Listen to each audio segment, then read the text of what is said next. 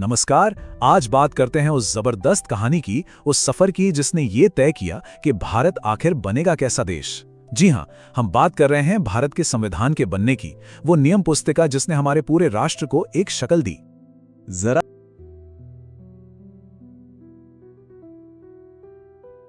सोचिए, एक नया नया देश, करोड़ों लोग और उनके लिए एक रूल बुक लिखनी है। ये सवाल सुनने में ही कितना बड़ा लगता है ना? खैर, यही वो चैलेंज था जो उस वक्त भारत के नेताओं के सामने खड़ा था। तो चलिए देखते हैं कि इस नामुमकिन से लगने वाले काम को उन्होंने अंजाम कैसे दिया। देखिए, भारत के संविधान की कहानी ना कोई एक दिन में नहीं लिखी गई थी। इसकी जड़ें, इसके बीज वो तो ब्रिटिश शासन के दौर में ही पड़ चुके थे। ये एक ऐसी विरासत थी जहां से भारत ने बहुत कुछ सीखा भी और जिसके खिलाफ संघर्ष भी किया। अब जरा इस टाइमलाइन को देखिए। 1773 का रेगुलेटिंग एक्ट, फिर 1833 का चार्टर एक्ट, 1919 और फिर 1935 का गवर्नमेंट ऑफ इंडिया। अंग्रेज तो अपने हिसाब से कानून बना रहे थे, पर अनजाने में वो एक ढांचा भी तैयार कर रहे थे। मतलब एक तरह से भारत की भविष्य की सरकार के लिए एक स्टेज सेट हो रहा था। और बाद में हमारे नेताओं ने इसी ढांचे से बहुत कुछ लिया। तो अब आता है कहानी में वो मोड़ जहां से भारतीयों ने बागडोर अपने हाथों में लेनी शुरू कर दी। अब वक्त था अपना भविष्य खुद लिखने का। और इसकी शुरुआत हुई 1940 के कैबिनेट मिशन प्लान से। ये आप कह सकते हैं अंग्रेजों की तरफ से पावर ट्रांसफर का एक रोड मैप था। और इसी के तहत बनी संविधान सभा या कॉन्स्टिट्यूएंट असेंबली। यही वो बॉडी थी जिसके कंधों पर भारत का संविधान लिखने जैसा ऐतिहासिक काम था।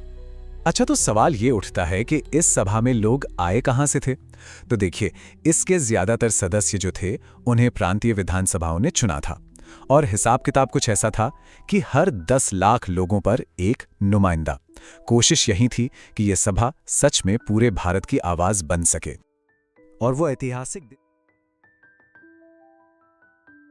था 9 दिसंबर 1946।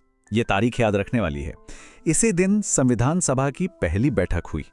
और एक परंपरा होती है ना कि सबसे सीनियर सदस्य को सम्मान दिया जाए, तो उसी के तहत डॉक्टर सच्चिदानंद सिन्हा को सभा का टेम्परेरी अध्यक्ष बनाया गया।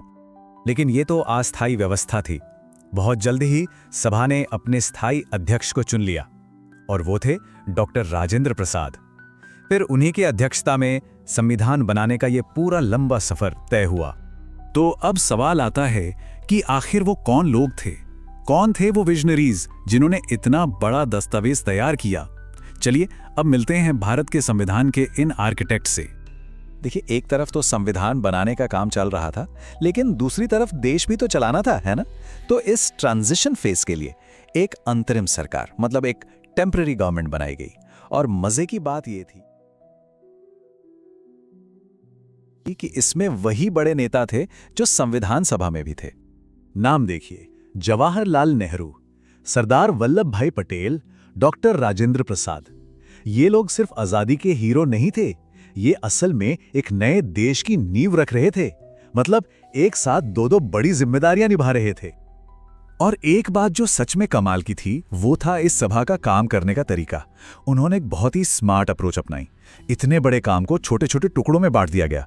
मतलब हर विषय के लिए एक एक्सपर्ट कमेटी बना दी गई, चाहे वो मौलिक अधिकार हो या केंद्र राज्य के रिश्ते। इससे हर पहलू पर बहुत गहराई से काम हो पाया। अब इन सभी कमिटीज में से एक कमेटी ऐसी थी जिसका काम सबसे ज्यादा क्रूशियल था। वो कमेटी जिससे इन सारी बहसों, सारी रिपोर्ट्स को इकट्ठा करके एक कागज पर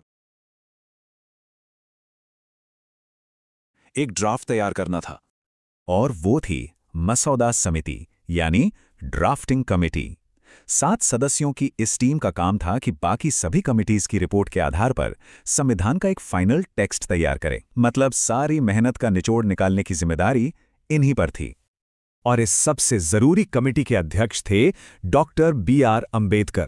इसीलिए उन्हें संविधान का मुख्य वास्तुकार कहा जाता है। सोचिए, सालों की बहस, हजारों विचारों को एक कानूनी दस्तावेज में पिरोने का काम कितना मुश्किल रहा होगा।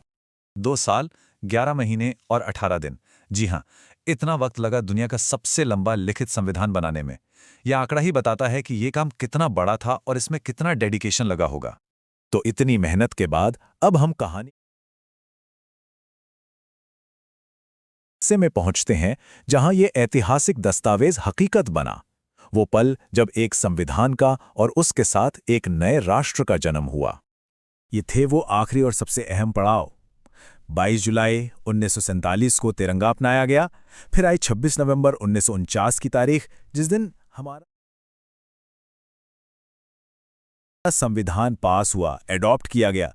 और फिर 26 जनवरी 1950 को इसे पूरी तरह से लागू कर दिया गया।